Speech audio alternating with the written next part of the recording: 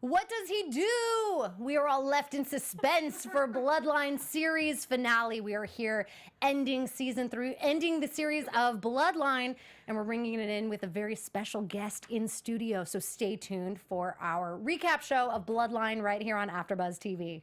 You're tuning into the destination for TV superfan discussion, AFTERBUZZ TV. And now, let the buzz begin. Oh, it's the end, guys. We are here, Blake and Alison, ringing in the series finale of Bloodline. We've been covering this show for 3 years. 3 years! Bittersweet. It's crazy. We are so thankful that you're joining us tonight, ringing in this final episode. If you're viewing us on YouTube or any other podcast version, please rate us, thumbs up, 5 stars. We love all that stuff.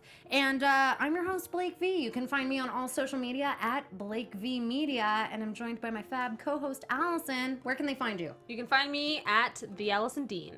Bam. Excellent. That's it. Yeah. That's it. That's it. That's it. That's That's where you it. can find her. Mm-hmm. So we are ringing in our final episode here with a very special guest. We Who just couldn't want to show up, so I'm here. Yes. Terrible. We want to go ahead and introduce him right off the bat. We are here with Eric O'Bannon himself, Jamie McShane. Hello. Thank Hello. you, Jamie. Oh, thanks for having me. I coming. appreciate it. So Absolutely. So we. Yes! Wow. Well done, James. The whole Thank soccer you, James. stadium. I love I it. love it.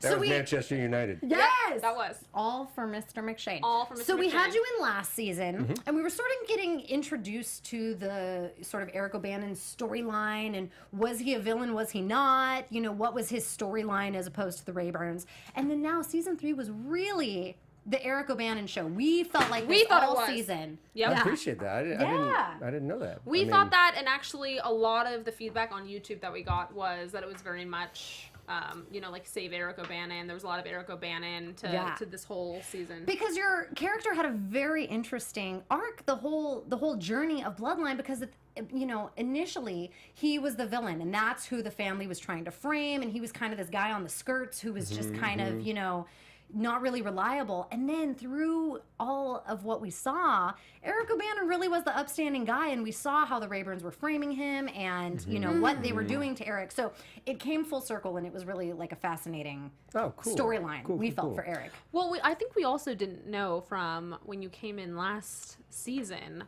what the extent of your character was going to be for season 3. So where... Yeah, I didn't know either. Right. Right. And I feel like that's what you said to us, is Yeah. I don't really know where it's going to go, Yeah. because you had that... I think you came on right after you had that intense scene with John. Yep. Ooh. That was the one. Yes. And so that's sort of where we didn't know what was going to happen Yeah. next. So it's interesting, everything that happened next. Yeah, the show's fascinating because it takes people, and in the beginning you think, all right, this is a good guy, this is the troubled guy, this is a dirtbag, which was me, and you know, this, and then when you got into who they were and their stories, it was the opposite of what you thought. Yep. And Eric and Chelsea, my sister, became really the only upstanding people. And yeah, I dabbled in some crap here and there and whatever, but compared to what they all did, Right.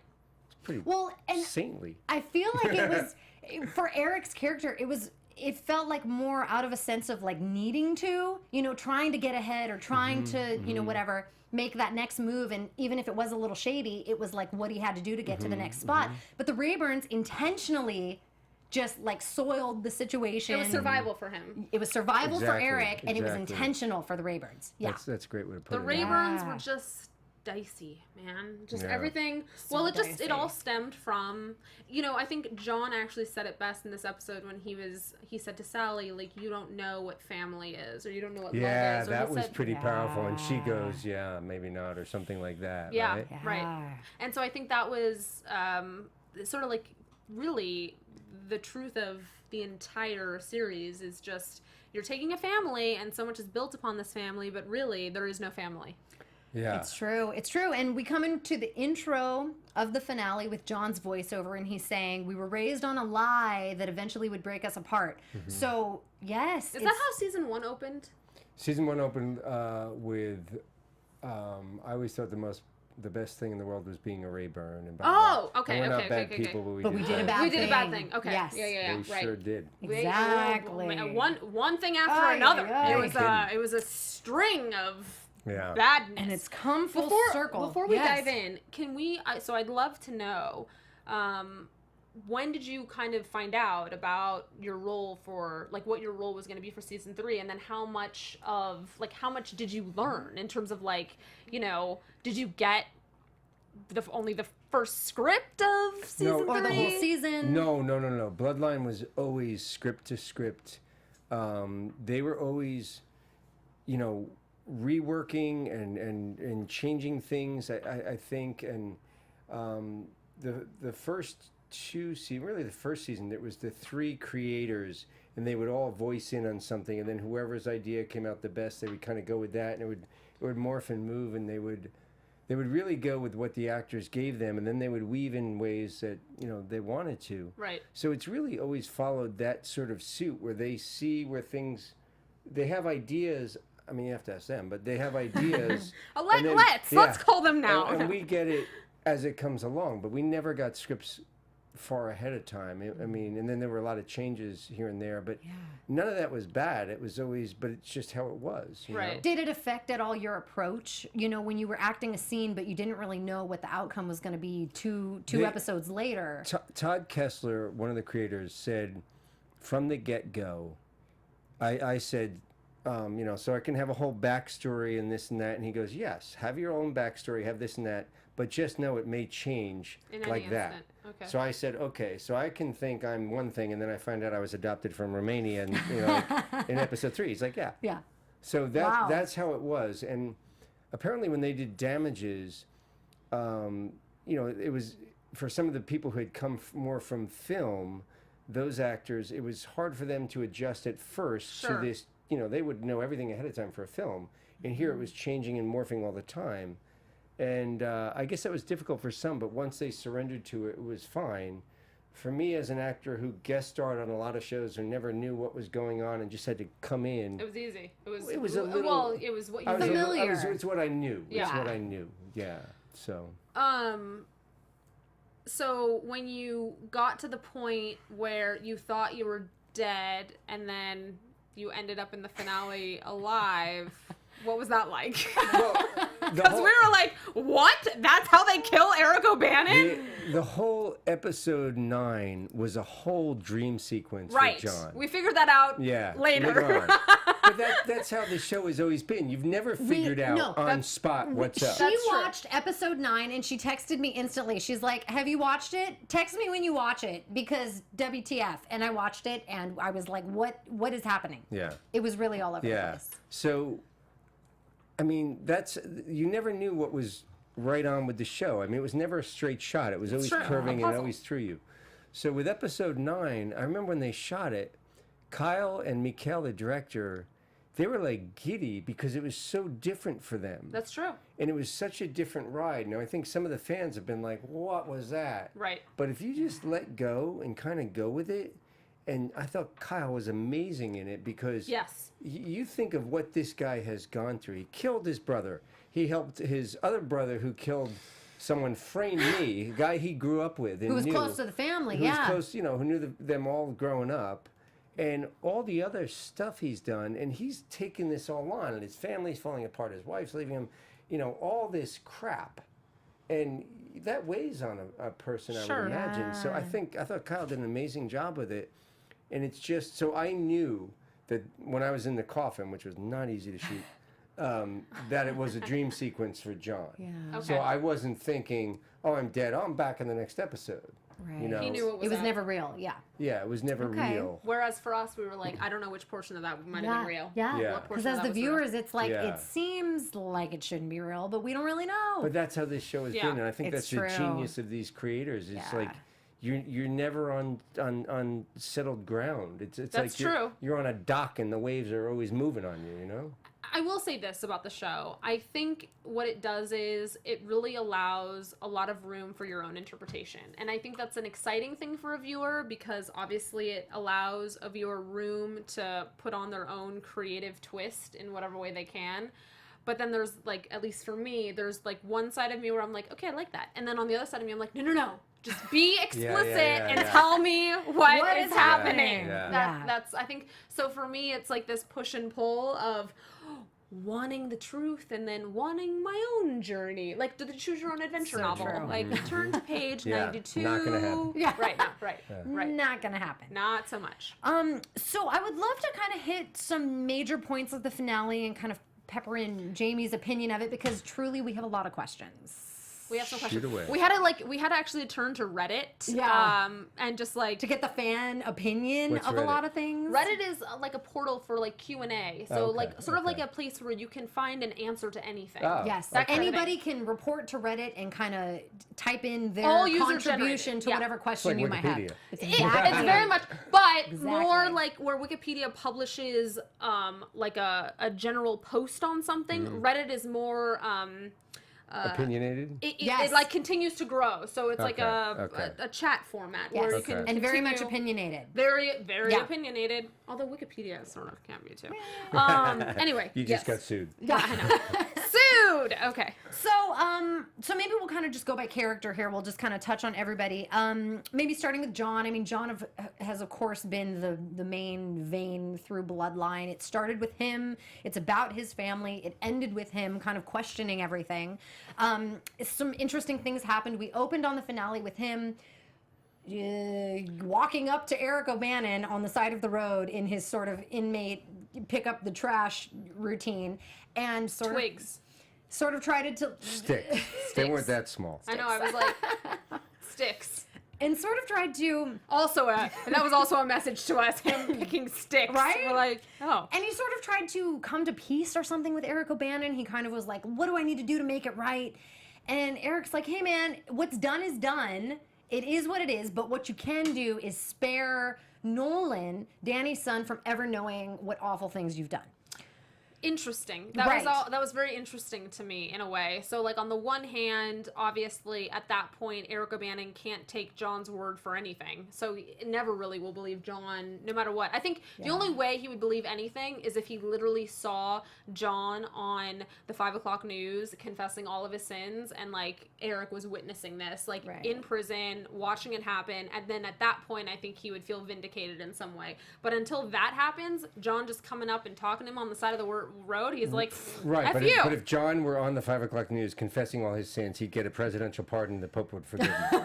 You know, I mean, that's Eric how would be that like, character. "Damn it." I'd be like, Oh, that's nice, John. That's know, nice. and Right. I'm in hell feeding Satan. Right. You know. Yeah. God, it's so just Oh, crappy. Eric, I know. Oh, it's so crappy. bad. It's so crappy. So John continues through the episode, and he's continuing with these hallucinations that we see from episode 9. And basically, Danny and Nolan are kind of coming into his mind, trading places. We see him having flashbacks to his childhood with young Danny. Then we see him kind of morphing back into modern day Nolan, and he's kind of just, all these thoughts are racing in his mind. There's one scene in particular where he goes home to the inn, and Sally is sitting in the kitchen. And it's sort of a friendly exchange initially. She's like, sit down with me, have some salad or Well, something. he didn't really say anything in that scene. He She didn't. just was talking, and I was like, She is she really did. there? What's Yeah, he's happening? kind of lost in the refrigerator. Yes. Totally lost, yes. And then she just morphs completely, is gone from the kitchen, and it turns into Danny and Beth. The Beth that we have been wondering, her origins the whole season. We've been wondering Well, she was about in Beth. season 1. Yes, we were told that via Twitter. And we didn't And we were like, remember. when? Yeah, well, it was very subtle, but she was in season 1 as a friend of Danny's up in Miami, someone he could go to, someone he could rely on, and then she came back in season 3. Okay, so we So- did Too not much time remember has passed. her in season 1. I'm old. But it was interesting too No, because but that's how. That's Bloodline. It's Bloodline. Yeah. yeah, truly. That's Bloodline. And it was interesting because in that scene, Danny and Beth are talking, and Danny's kind of explaining like Beth's relationship to the family, and it was very interesting. Allison and I were talking about this. So basically, Danny is introing Beth, and John says, "Well, isn't she related to us?" And Danny goes, "No. She's just a friend. She's what family should be, and we're kind of friends with no agenda." I think maybe she said that. But I think the great line in that is, "She's what family should be." Right. That was the significant And line. I think one of the things with Bloodline is so many people have said, "Oh my God, that's my family, that's my cousins, that's my blah blah blah blah blah," and I can even say that's whatever for me. And I thought it was so poignant for her to say, or for Danny to say, she's what family should be. She's what you should have been as my brother. Yeah. And you know, and then you look back at your own families. I don't know about you guys, but you're like, oh yeah, that's what family should have been. And my best friend from next door, you know, was more family than my real family was. Yes, completely. And that's often the case, I think, for many a people. Yeah. And that's that little nugget that everyone can relate to in Bloodline, you know? It's that little bit of dysfunction that lives in all of us, all of our families. But that scene turned out to be just another hallucination, because at least that was what I gleaned from it. Because of when she was in the car later on, Beth was in the car with Nolan, and basically he said, I can't believe you've never seen this place, or whatever it was. Then we realized she was never there. I will say, though, that in the kitchen scene with Danny and Beth, when they were talking about, like, they just hang out with no agenda, I totally got, like, sort of hookup vibes. Family with benefits. Yeah, we got a little bit of that. I didn't get platonic vibes. I sort of got like they were dating or together or something. Or hooked up previously. Yeah, the way they were kind of like just telling the story. So that then says a lot about you. And then it just made me think man, if she's really the sister. Right. I don't know. What sister? Beth. Is the love child of Robert Rayburns. Robert's affair. I see. Yeah. Which was not confirmed, I don't think. It just was never really confirmed. Yeah. Yeah. But again, that's what I think is what's brilliant with the writers and the creators is you can think one thing, I can think another. My mom's going to think something totally different. Yeah. You know, it's like, oh, you know, and Right. It's true. They leave that kind of open. Okay, I think she's the love child of Robert Rayburn. It makes a lot of and sense. Her mom, whoever that was. We won't know. But that's what I think. Okay. That's my opinion. All right. What's your opinion, Jamie? I have none. Okay. Okay, so we follow John through the episode and his interactions with Kevin. Kevin has a really big, monumental, pivotal point in this finale. Basically, all of his undertakings have been found out. One of his Cuban contacts turns out to have been connected with the Fed. He set up a whole sting to figure out Kevin. Basically, we come on this scene where he's about to do himself in. He's in the garage with a gun. That was Okay, intense. so Katie Finneran in that scene. Belle. Amazing. Belle. She was fantastic. I thought she's been good. fantastic the whole time. She was so Stunning. wonderful in that scene. And equally, John's wife Diana in the scene where she's saying to John, "We moved. Well, where's the house?" and all that. Yeah, the speech. I thought that was incredible. They were both for phenomenal. Jacinda. Yeah. I mean, yeah. I thought Katie and Jacinda both had these like powerful tour de force scenes that they just were both incredible on. And what a way to have their characters kind of go out, you know? Yeah. Well, and I mean, Sissy Spacek kind of had one of those scenes. Sissy had that too. also. She did. Yeah. So they definitely did. were choosing. It was interesting how the writers chose to sort of inject these moments for the female leads. I mean, obviously, we didn't get that with Meg. Meg is, I mean, I'm okay with her sort of, her storyline ending the way it did. But with these other characters, I think I wanted a little bit more, I know, from Sally. And I definitely, I think I was okay with Belle's ending, outside of the fact that I didn't agree with how she was the one that left her GPS on, because it was sort of Yes. But if you look at Belle through all the things, she's always played, you know, a little light, a little fun. You know, she's always innocent. She's always very innocent, and she's always sweet, and she's always nice. And it was only that one scene where she was like, "We're gonna do this. We're gonna get through it." Yeah. Blah blah blah. She became this powerhouse. yeah. But so it made sense to me, like she did that. She got it all together. She packed everything. And then she forgot one thing. We got the stuff for the kid. We got the vitamins. We got this for the kid. We got the formula. We got all this. I didn't turn my GPS on. Okay, all You know right. what I mean? Yeah.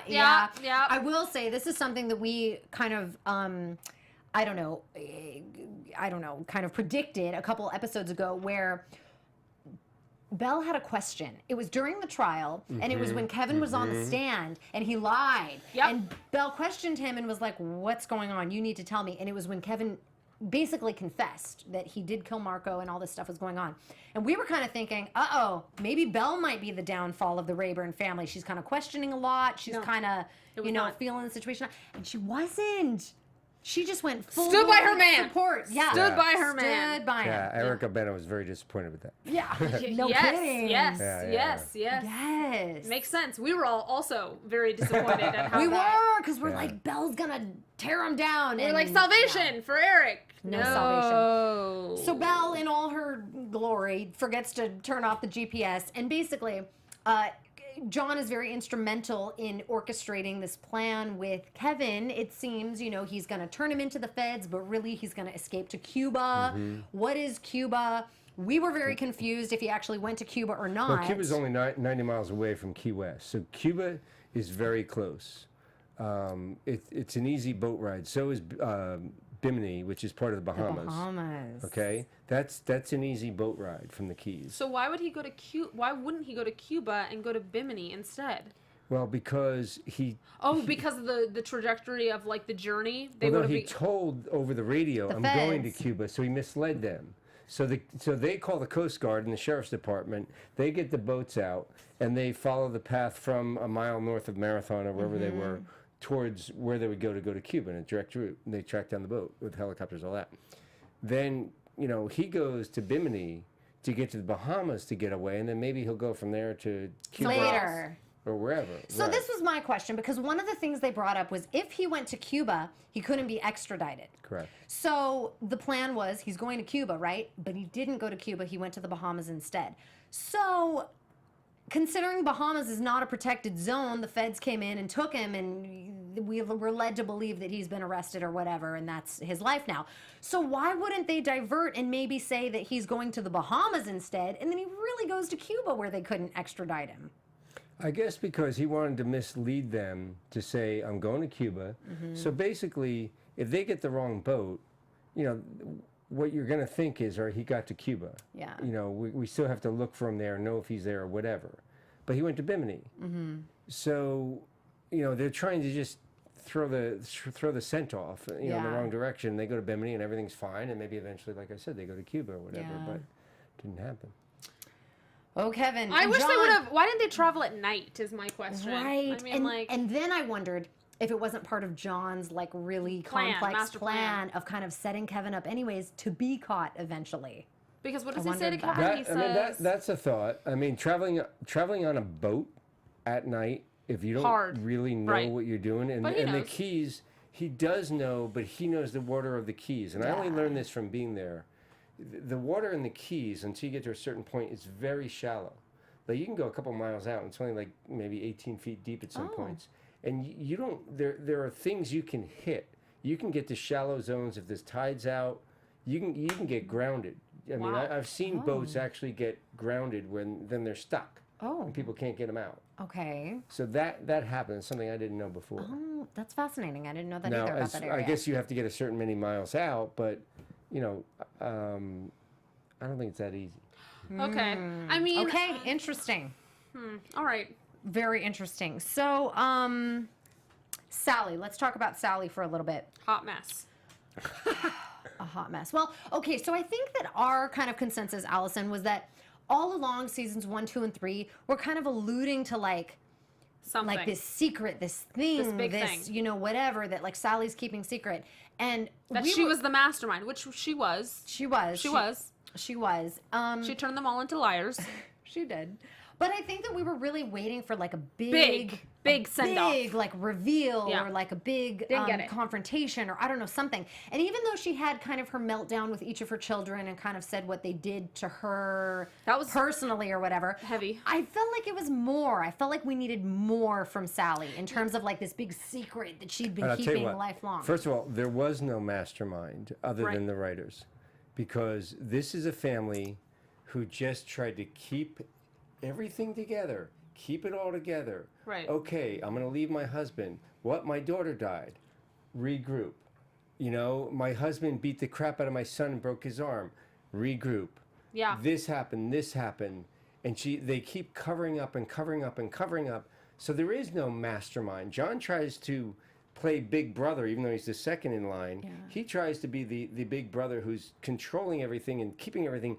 All right, I got to keep this okay. I got to keep this okay. I got to keep this okay. Right. But he can't, and eventually that's why he cracks, and that's why in episode 9 he's going nuts. Right. Because he's been trying to hold this all together, as Sally has as well.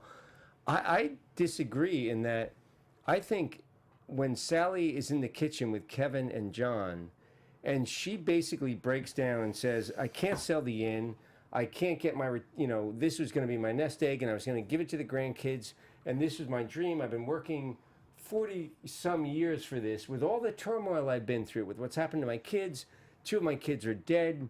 And she lets loose about, you were a bastard. You were weak. I should have let you come out naturally, but they cut you out. I should have made you struggle out and either die or live. And, Danny was good, but he was always a lost soul. Blah, blah, blah, blah.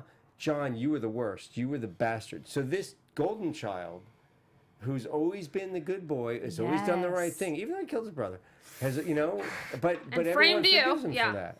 And she's finally saying, you were the worst of them. You were the total bastard. I thought that was an incredible finishing for the character. Mm-hmm. And that was a really shocking moment, because we've gone through all the seasons seeing John as like the fixer, right? Like they all go to John to fix the problem, and he's, kind of helping everybody out of the situation. And for her to like turn on him and call him out and say, it's your fault for everything, that was pretty major. So I don't know how you could top that as far as having a character go out. Yeah. I mean, I know, I see that you're like, I wish they would. I don't see it. Okay, so I think the one storyline, though, that they were definitely dangling in our face in a pretty serious way was her relationship with Roy Gilbert. Absolutely. And I think that there was a lot of inferences made between what happened between the two of them. Like, obviously, in the finale episode, John mentions there was an affair between the two, and Kevin punts that and says, no, there was just something that happened, and, they were part of the cover-up for what Roy did, and blah, blah.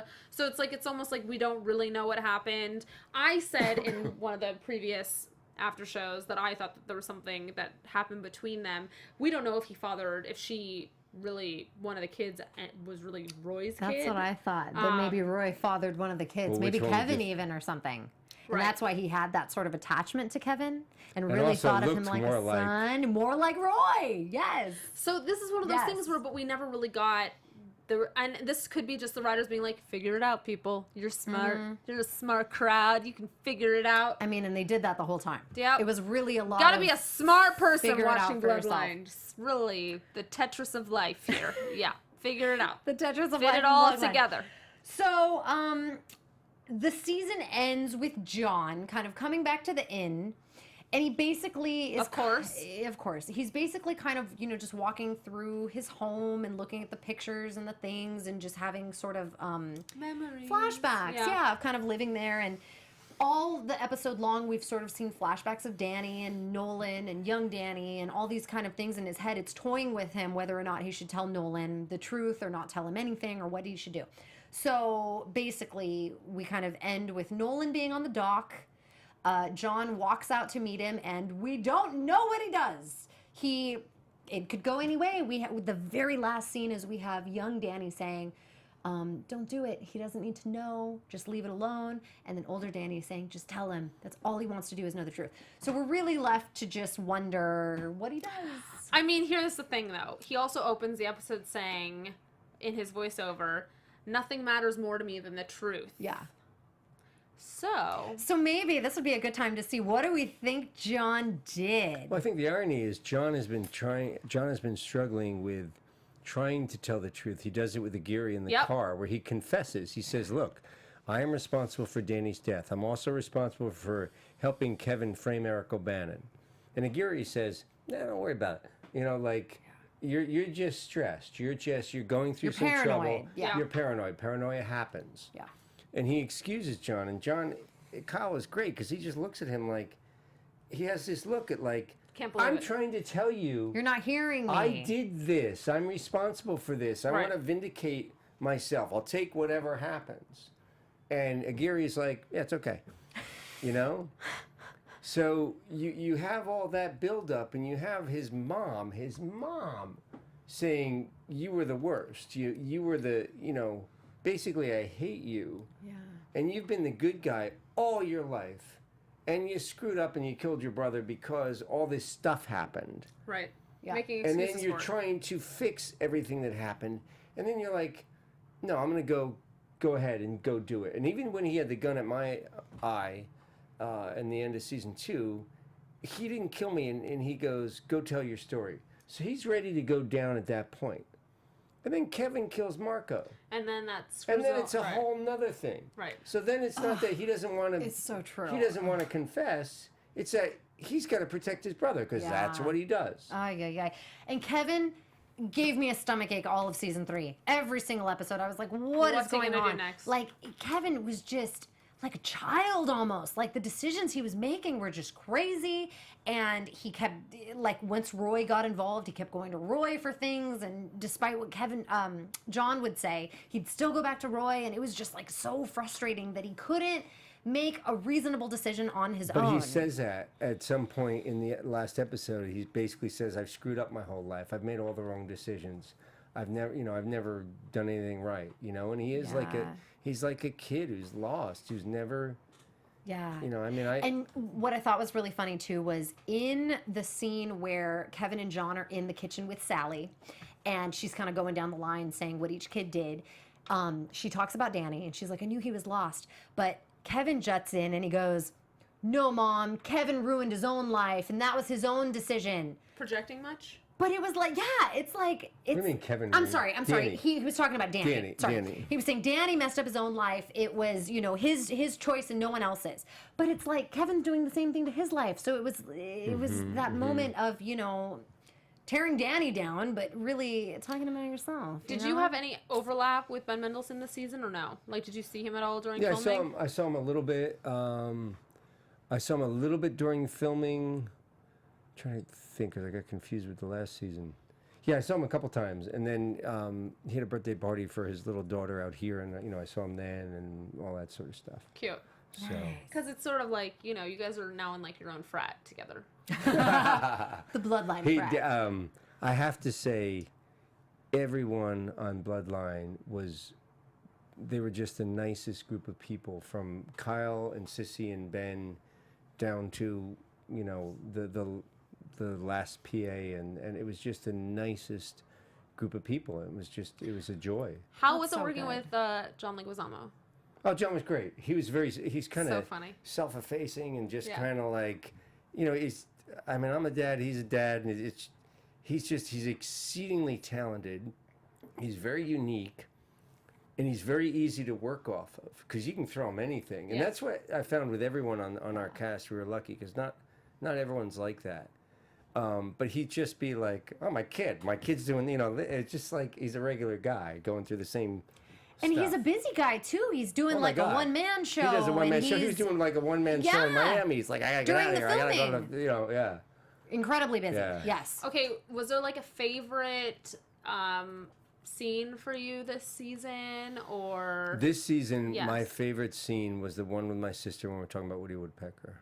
Oh, The story, yes. Yeah, Yes, in the yeah. jail when they were I have to through say, the glass. the exchanges between you and Chloe Sevigny this season, I thought were Fantastic. magical. I really Chloe's did. a sweetheart. Fantastic. She's a doll. And I loved how Chloe sort of, or we'll call her Chelsea for sake of example, sort of came to Eric's aid this season. Yeah. It's sort of like in the previous seasons, she was kind of like, oh, Eric, what is he doing? Like, Right. he's getting into trouble. Leave him alone. But now she kind of saw the truth But that for what was it was. the thing. That's what I loved about Todd Kessler had told me ahead of time. He goes, we wrote this scene with Woody Woodpecker, and it's my favorite scene thus far in the whole season. Oh, And I was like, oh, okay. And Woody Woodpecker, all right.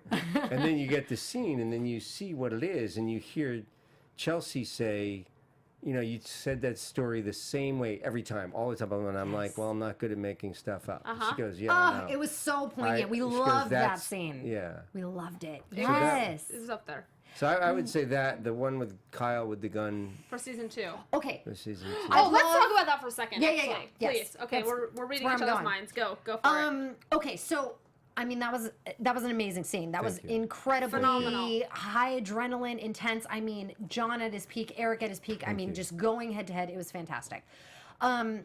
We sort of saw what it did, how it ended, and then this was the question that I had through the season, which your comment may be different, but this was my question. So after that scenario, John separates from Eric and they kind of go about their business for a while. Then, in the beginning of this season, John comes back and finds Eric, who's gone down into Your whatever little island. Your the little nook. The nook. Mangroves. The mangroves. And he gives him the gun. He gives him some stuff of Danny's. He like plants this stuff on him. And later, Eric is arrested by Aguirre. Sheriff. And he's got all this stuff on him. And we were like, why would he have all this stuff on him? Why wouldn't he have tossed it in the river and rode on down the road or whatever? He had Found the next mangrove. Found the next mangrove. He had all the stuff on him. So we had wondered the whole season. Hashtag save Eric O'Bannon. Yeah, why he would have gathered those goods that John planted on him. Basically, John, I mean, I had to hightail it out of there quick because I'm getting framed for a murder I didn't commit. Right. Yeah. I'm already suspect on other stuff, you know, and everyone's after me. There's only one road in the Keys. That's it. If you don't get out from that road and get to Miami, you can't get out via walking or road or anything. There's no way. The only way is by boat. Eric's pretty savvy with a boat. In the Keys, there's these mangroves. There's these bushes that overgrow everything, and there's places to hide within the mangroves. So Eric gets a boat. He grabs whatever he can, gets on a boat, and starts going. John figures out where he is, blah, blah. He's trying to hide out because you've got the Coast Guard, you've got the sheriff. They've all got boats. They've got helicopters. They can track you down. Right. So he's trying to wean his way up towards Miami. He's got to get to the Everglades, which is not the safest place for being in a boat, to try to get through there to Miami to meet up with Leguizamo's character, and to try to find some safety. So John comes under the guise of, I'm going to help you. I'm gonna help save you. Yeah. Here's a gun to protect yourself. Here's some food, some this, maybe a little cash, whatever. And Eric at that point, he hasn't slept. He's clinging to whatever. He's constantly drunk. John comes. It's like a savior moment. But first, it's like, oh my God, are we back in the shack again? Are you coming to kill me? Finally, do this? Yeah. And John throws him a gun, and he's like, oh, it's not loaded. There's all this craziness for Eric. Like, what is going on? I'm being framed. I don't know what's going on. I'm not brilliant. Should Eric have shot John? He tried to, and the gun was empty. And then John threw the bullets later. Oh, John. Yeah. That was an intense scene. So it was, so Eric took the stuff because he's not sure what he's doing. He doesn't know the gun is the gun that killed Marco. Right. He's still gullible enough to think, oh, John, the kid I grew up with. Yeah. He is trying to help me. Oh, he is being good. Right. My best buddy's brother. Yeah, he is being good. And then he gets screwed over. Okay, I have a question. What did you, what was the thing that you learned about yourself as an actor within this role as Eric O'Bannon? Like, were there any surprises that you had, or any sort of ahas for yourself? Like, wow, I didn't know that about myself, or I didn't know I could do that, or I don't know, anything like that. Wow, that's a great question. I wish I had time to think on it. I will say, take your time. Yeah, take your time. No, I will say, I think for me, this was my first series regular. Right. And it took me 25 years to get it. And it's a different thing when you become part of the real fabric of a show. I had a little bit on Sons of Anarchy and a little bit on Southland, where I was in a lot. I loved Sons of Anarchy. Oh, thank you. But I this told you is that like, last time. yeah, you this is like where you feel like, all right, even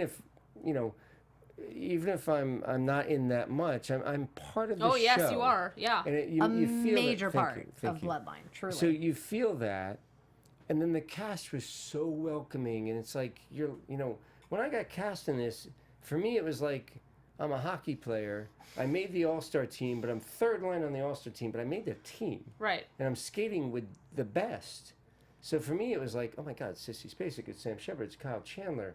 I didn't know who Ben was, and then Ben was. was amazing, and I yeah. was his best friend. And so I think as an actor, I've grown tremendously as an actor and just as a man from getting to work with these people and being in this situation, and to get to work off Ben and Kyle and Chloe that much. I mean, also Kevin and Sissy and all that, but I didn't have that much interaction with them. You know, Right. Leguizamo I had a lot with.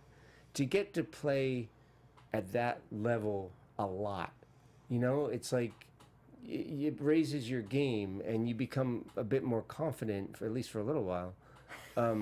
You know, in what you're doing, and then the reinforcement from everyone, and then everyone was so nice. Right. And it was just, it was Huge like a cherry dream. on It was top, a dream. It was a dream job. Yeah. So now is there like more talks with you and the Kesslers, or They hate me. No, impossible. No, I don't know what they're gonna do next. I mean, they'll do something. yeah, I'm sure they They're will. definitely gonna do something. You know, Yes. we'll see. I don't know what they're up to next, and if there's anything for me or if they want me. Do we think there's going to be any revisit to Bloodline in the future? No, It's done. I believe It's so. dead. Well, it's you done. know, here's the thing though. This often happens with many things. Like we thought Mariah Carey retired, and like, you know, like these things happen. And here So- she is floating in the hang Dead on, Sea. Hang on. All right, I'll tell Mariah you. Carey? Is coming to Bloodline. Stop it! Stop No, it! I think that's it. I mean, Shut it down. I think it's one of those things where, depending on how it lives within the Netflix atmosphere in the years that go on, whatever, you know, who knows how Netflix Right. may petition for some kind of a reunion to happen or something to happen. I mean, obviously we have the Fuller House show, so it's like, you know, stranger things have Bloodline happened. 30 years later You when know, we don't know. Eric Yeah, gets I out of jail. I don't think so. What's on the I don't know, agenda for you. like, What are what's- you doing Is there now? anything you can tell us? Is there anything Yeah, I you mean, can tell us? Bloodline just changed my Thank goodness. status. a Yes! bit, so And we applaud this. thank you. It's Sorry for been the pretty noise. neat. But I'm going to Canada next week to do. Did you guys ever see the movie 3 Days of the Condor with? You probably don't know, but Robert Redford. I feel like I know of this, but I don't. Faye Dunaway. It was an amazing movie. They made a series of it with William Hurt and Brendan Fraser. But I'm going to do just a couple episodes of it for that. But it's an amazing script. And then I did a pilot called Unsolved about the murder of Biggie Small. Whoa.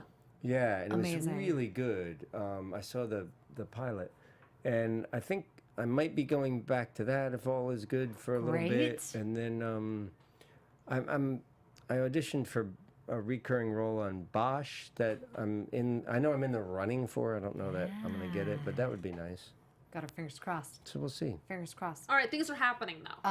Yeah, You got there's a some- bit- you got some yeah, movement. Yeah, We there's a want bit of movement. 2018 to be the year of Jamie McShane. Thank you very much. Yes. That'd be nice. Well, you know, 2018 till like Till the next 30, 40 years. and then more. the That'd be end of nice. time. I got kids to support, so thank you. 2018 and more. Lord. Well, we are big fans of yours, Jamie. Thank you, I appreciate it. We appreciate you so I'm much big coming fans in. of yours. Oh. I am. Okay. Hello. Thank you. Well, we've been huge fans. What? Wait, did we forget any questions though? This is so sad. I literally like.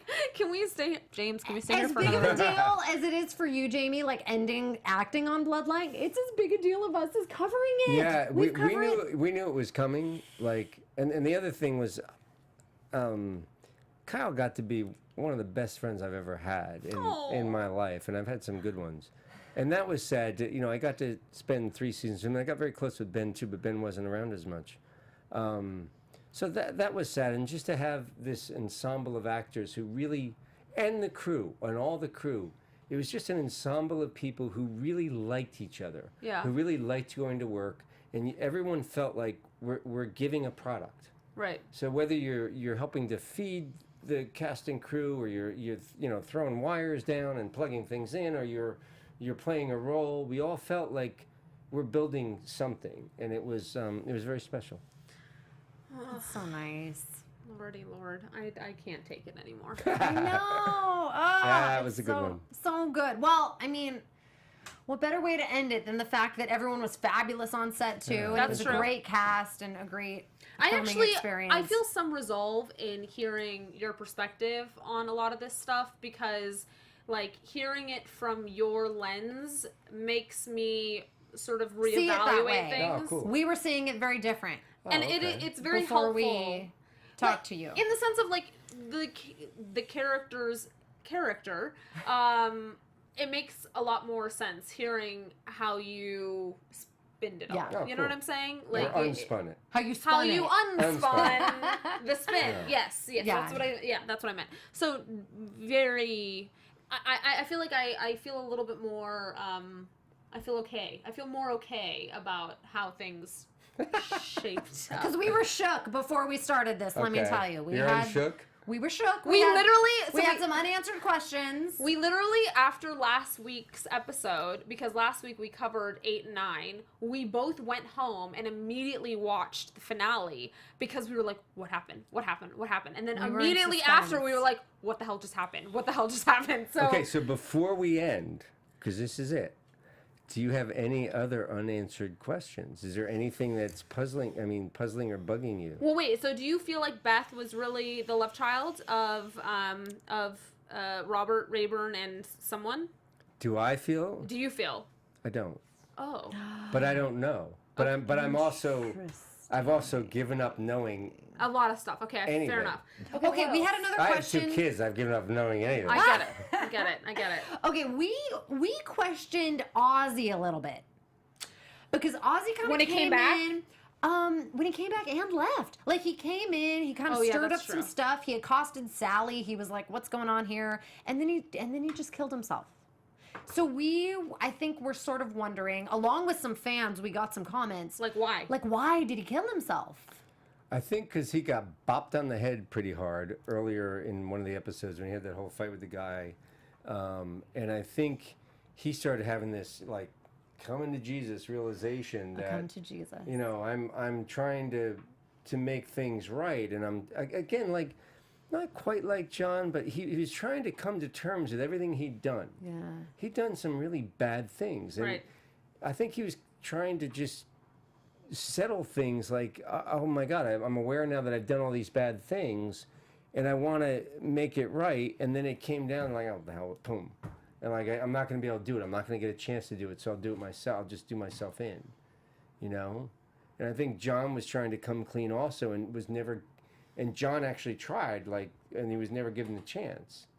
And I think Eric was like, I haven't done anything that bad.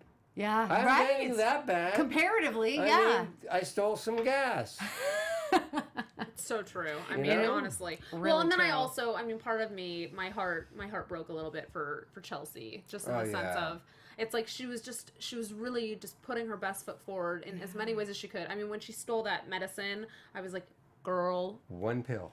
I know. I was like, One girl, pill. you know better. There's cameras in this freaking pill closet. One pill. I couldn't believe that. I was like, oh, girl, you're destroying your life. It was so frustrating. And It then was. she goes in with the manager or whatever, and she fires her. And it was just like, oh, the most painful moment. She's already going through so much with her family. Her mother's But passed her away. family's hated. I know. Right. Oh, Her Ooh, and then when she got pulled over by the cop, oh. and he totally like took advantage of the situation, and she's like, "That's because of my brother. It's because of my family. It's because of what." I think this show made me We fall are in in love this with her a town. little bit. I have to say. Say that again? And I- Eric. Oh, well, The yes. show made us fall in love with Chloe Chelsea Sevigny. Yeah. and Oh, Eric. thank you. In the Thank sense of, you know, like, Because we've we- seen her in other stuff, but it was just, it's different. Like, I feel like this role... It was so personal. Yeah, there's something about it. And we just started having such negative feelings about the O'Bannons because of the setup. And then just through the journey, we saw it for what it was. It was like an amazing Just people story arc. trying to get by and do the right yeah, thing, survival. Yeah, but survive. yeah. Yes. That's really what it was for the Yes. O'Bannons. Man, oh man, oh man, oh man.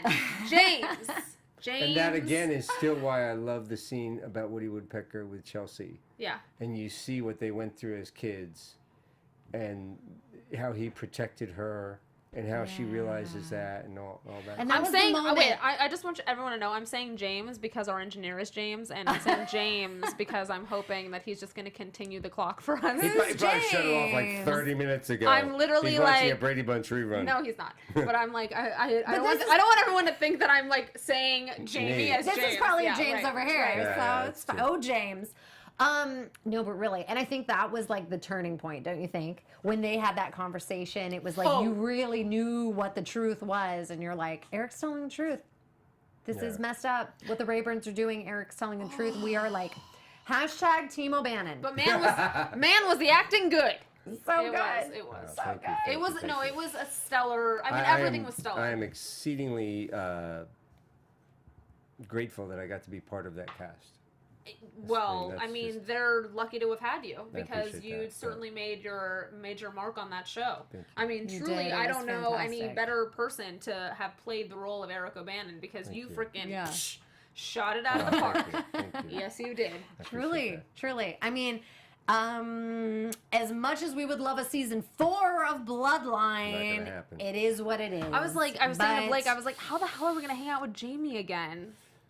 I don't know. We just called gotta me figure up. something Oh, another show! out. The next show! The next show! The The next next show. show! The next show! That's right. Please come back anytime for any of your future projects. We would Thank love you. to have you back. Yes, Right, absolutely. right. This has Pleasure. been fantastic, Jamie. Thank you so much. We are big fans of you, big fans of Bloodline. Just we're All so of it. excited that All you of it. rang in the finale with us. Oh, thank The you. finale! Thank you. Appreciate it. Thanks everyone out there too for just being on this journey with us.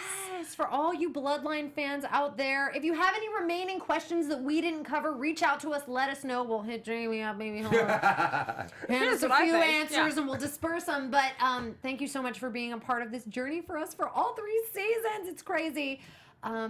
Thank you so much, and we'll see you on the next one. I have been your host, Blake V. You can find me on all social media at Blake V Media. And I'm Alison Dean. You can find me everywhere at the Alison Dean, and that's Jamie McShane right They there. probably can't find me anywhere. You Thank can't find him anywhere except you can find him in a whole lot of TV and Amazing movie, shows. hopefully movie action. Yes, and huge thank you to Jamie Oh, McShane thank for you. joining So us thank you. tonight. We appreciate it so That was much. fun. Thank you.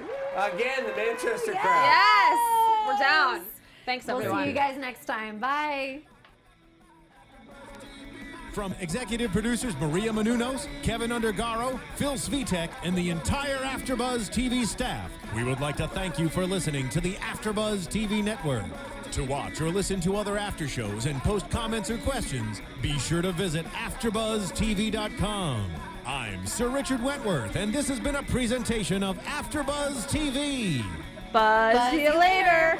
The views expressed herein are those of the hosts only and do not necessarily reflect the views of AfterBuzz TV or its owners or principals.